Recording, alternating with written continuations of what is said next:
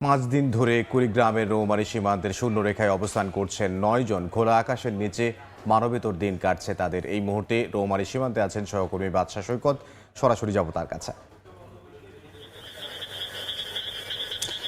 আমি রয়েছি কুড়িগ্রামের রৌমারী উপজেলার যে গয়টাপাড়া সীমান্তে।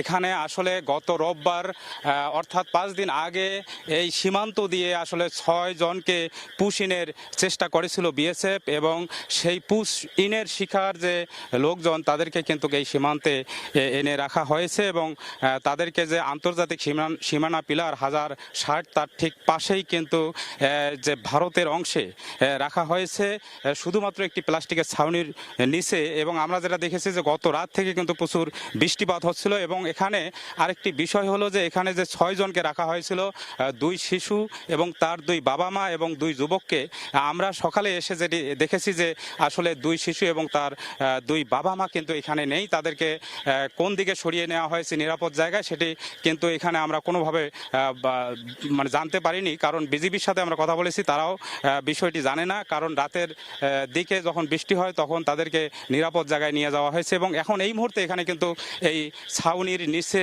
2 যুবক বসা আছে, এবং চারিদিকে কিন্তু পানি যে বৃষ্টিপাত হয়েছে সেই বৃষ্টিপাতের পানি জমে আছে এখানে। দীর্ঘ কিন্তু এই প্রায় আজ সহ 5 দিন, এই 5 দিন কিন্তু এই পুশিনের শিকার যারা ছিল তারা কিন্তু মানবতর জীবনযাপন করছিল এখানে।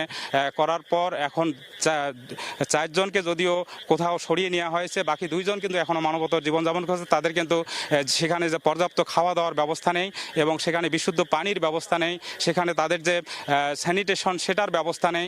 এরকম মর্মান্তিকভাবে মানবেতরভাবে তারা কিন্তু এখানে দিন যাপন করছে। আর যে বিষয়টি জানিয়ে রাখি যে তাদেরকে ঘিরে কিন্তু ভারতের অভ্যন্তরে যে বিএসএফ কিন্তু সেখানে তারা পাহারা রয়েছে, কঠোর পাহারায়। অন্যদিকে যে বাংলাদেশের অংশ রয়েছে সেখানে বাংলাদেশের যে বিজিবি তারাও কিন্তু কঠোর পাহারায় রয়েছে।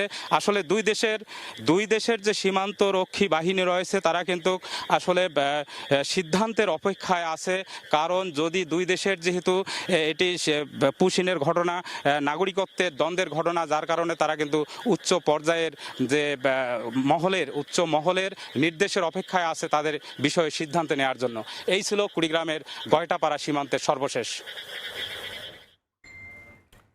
কুড়িগ্রামের গয়টাপাড়া সীমান্ত থেকে আমাদের সঙ্গে যোগ দিয়েছিলেন সহকর্মী বাদশা সৈকত।